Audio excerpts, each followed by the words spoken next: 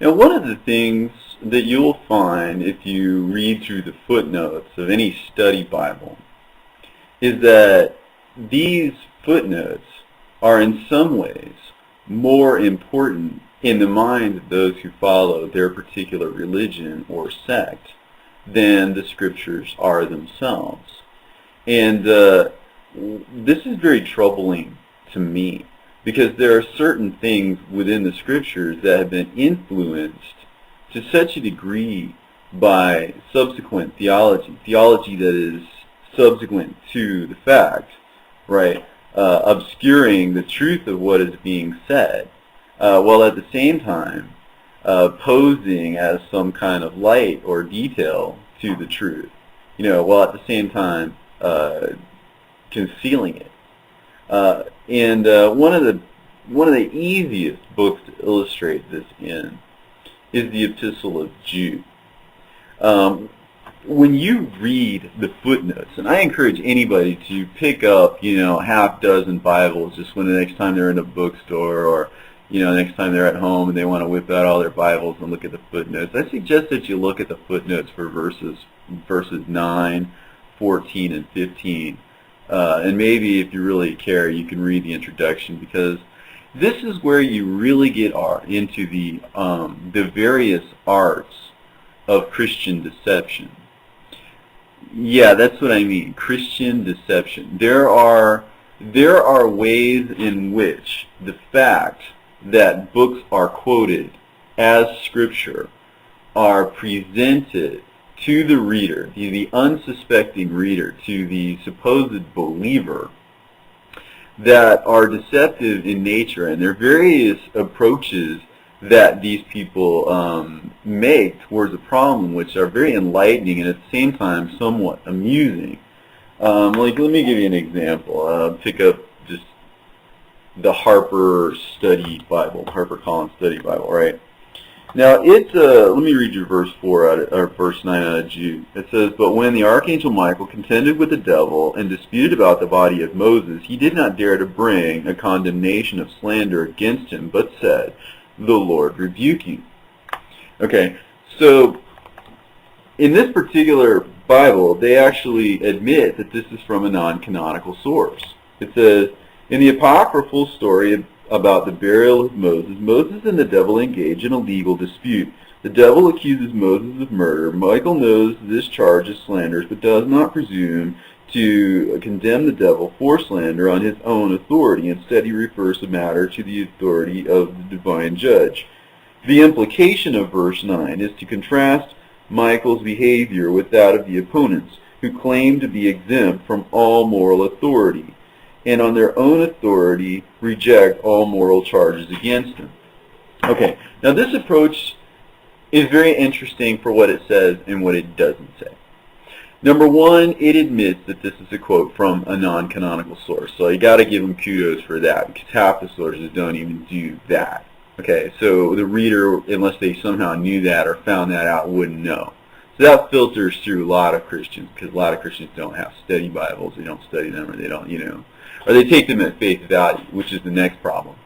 That you actually read that, and you gather from that what Jude was trying to say was that these people speak presumptuously on their own authority, which of course they do, and I'm not trying to deny that fact. But what they didn't answer in that particular footnote was just why Jude quoted from an apocryphal source, and there are other things along that line. Like I think this one says, let me see. Yeah, it says verse 9. This is the NIV Study Bible. It says, "According to several church fathers, this verse is based on an apocryphal work called the Assumption of Moses." So it admits it straight up. Okay, so this is known in the scholarly community. It's just a fact. Other New Testament quotes from or allusions to non-biblical work include Paul's quotations of Aratus in Acts 17:28, Menander, 1 Corinthians 15:33, and Epimenides in Titus 1:12. It says, such usage in no way suggests that the quotations or the books from which they were taken are divinely inspired. It only means that the biblical author found the quotations to be a helpful confirmation, clarification, or illustration. Okay, so there it tries to explain it away. And it uses it by comparing it to certain examples of Paul, which are to, Greek and, other poets. And I believe one of them he actually called a prophet of their own, right? But that just belies the point. In other words, Paul never speaks of these prophets, even when he does quote them, as prophets of their own. He never speaks of them as prophets in the vein of Judaism, right? So when he quotes those, it's more like saying, well, look, even your own people know this, even your own people know that, right? But it by that analogy, it tries to obscure the fact that Enoch would not have been seen as that. Enoch would not have been seen as an outside prophet speaking to their own people. I think in Judaism there was the thought that there were Jewish prophets and there were prophets of other land. I mean, Paul speaks of Jannes and Jambres and magicians and you know what I'm saying? So, I mean, there was this idea that every culture had their power, their knowledge, their esoteric wisdom, their whatever, their gods, so to speak. When Paul does it, it's just sort of by way of saying, look, you already believe this, you already know this, because he says, like, to the barbarians, I'm a barbarian, and to the, Greeks, I'm a Greek, and so on and so forth, right? But when Jude does this, especially when it comes to verses 14 and 15, his quotes from Enoch, he does so by saying, and Enoch also, the seventh from Adam. So he clearly puts him in the vein of, the prophets that came. I mean, he was number 7, if you count Adam, right? So he's clearly an important guy. He's before Abraham. He's before Isaiah. He's way before any of those people, right? So he puts some emphasis on this, right? He says the seventh from Adam prophesied. So he throws this word prophesy so that his word has the weight of prophecy, right, about these men, right? And who are these people? These are people that are creeping into the church, saying, behold, the Lord cometh. These men are there to be judged at the time of the Lord's coming. And more importantly, that means that he's quoting Enoch with reference to these men at the time of the Lord's coming, means that this book is in effect at the time of the Lord's coming because it has the power from God to condemn them. And what have they done? What do we know for sure that they've done? What do we know for sure that they've done? We know for sure that they have denied the book of Enoch. And they have denied the assumption of Moses. That much we know for sure, and that much they themselves admit. Okay, so in the face of all that, let's say I pick up another Bible.